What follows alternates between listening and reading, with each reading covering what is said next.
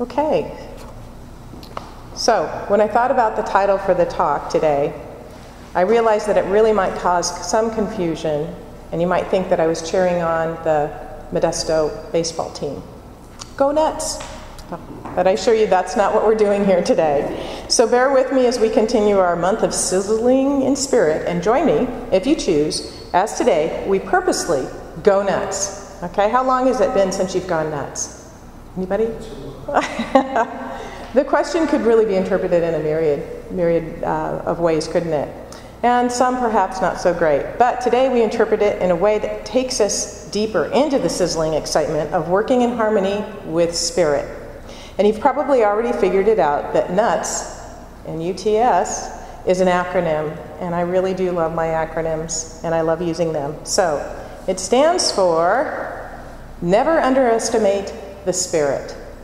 So when we go nuts, we never underestimate the Spirit. Now, I really would prefer to say never underestimate the power of Spirit, but N.U.T.S really doesn't cut it, so that's why I'm not going to do it. So today, I invite each of you to go nuts. And what does it mean to go nuts? Is anybody allergic to nuts? I guess I should ask that question. So, well, that's good. All right. What does it mean to go nuts? Here's what it means to me.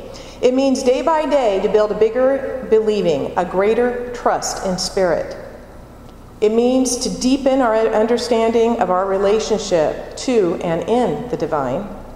And it means to see beyond the physical condition, to see with our spiritual eyes, the eyes of God, and to see the spiritual truth. Going nuts means to know that God always makes a way, even when there appears to be no way, such as with Barb's dilemma. It means to recognize that in every challenge, in every conflict, in every breakdown, there is a blessing, and to demand that it be revealed to you. That's an Emma Curtis Hopkins. I love how she says, I demand to see the blessing in this. It means to surrender the struggle and allow Spirit to move through you.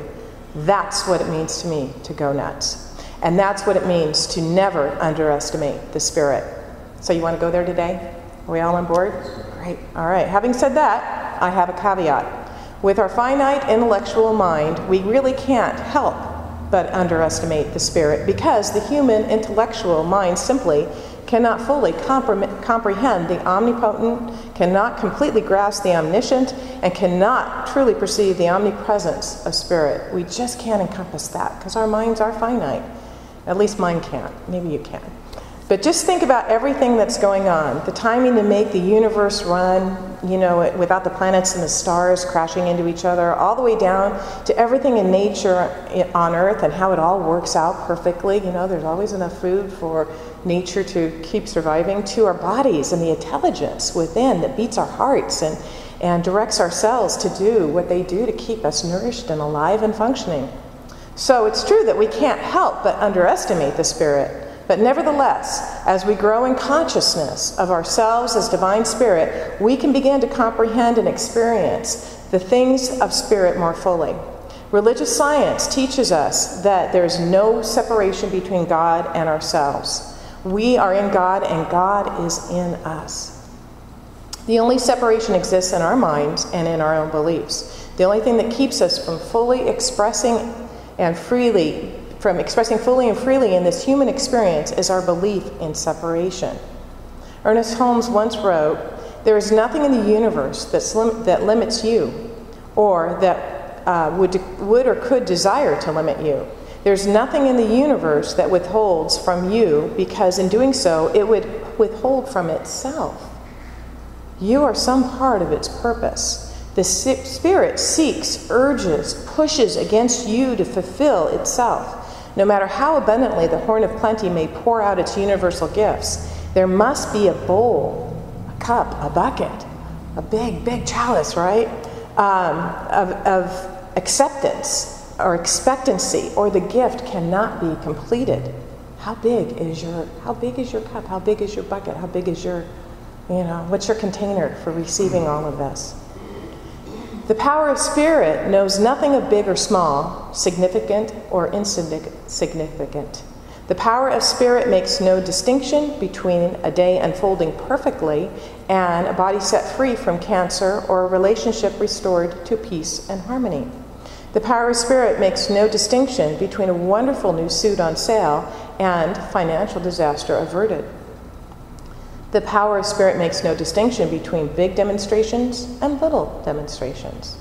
So, where is the difference? Within ourselves, exactly. Within our beliefs, within our faith.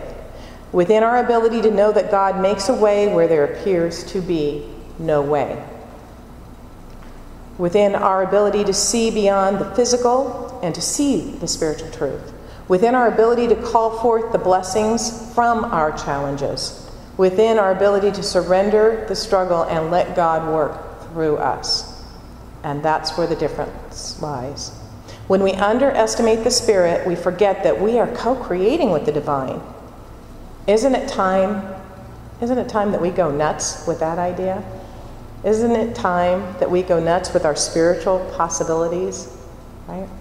Holmes says on The Science of Mind, page 118, since we are dealing with an infinite power which knows only its ability to do, and since it can objectify any idea impressed on it, there can be no limit to what it can or would do for us other than the limit of our inward embodiment. Limitation is not in principle or in law, but only in the individual use we make of principle. Because God always says yes. The universe always says yes. So let's quit limiting God in us. Take your mind off your problems and put it on God, and your natural faith will emerge. To quote Dr. Johnny Coleman, it's time we stand on our own big spiritual feet. I like that. I'm going to stand on my own big spiritual feet. You have the power and the guidance of the Spirit right at your fingertips. Nature provides us with such beautiful examples for us. Here's an illustration. Once a year at mating time, the male brush turkey in Australia gathers piles of brush and leaves, and he and his mate build a big mound together on the ground, and the mound becomes the nest for the eggs. The female lays her eggs in the nest and sits on them. It's the male's job to keep the nest at a certain temperature by adding and removing leaves every single day.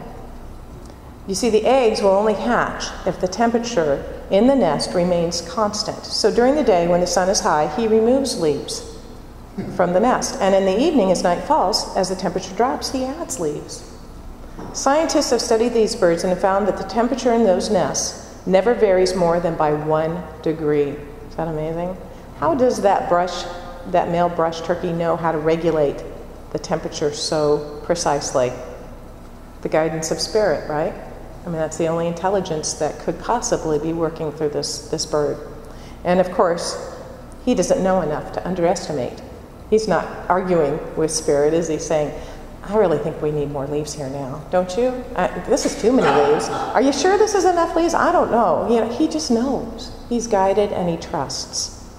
So do you think you're less equipped with such divine guidance than the male brush turkey in Australia? I think not. Nope.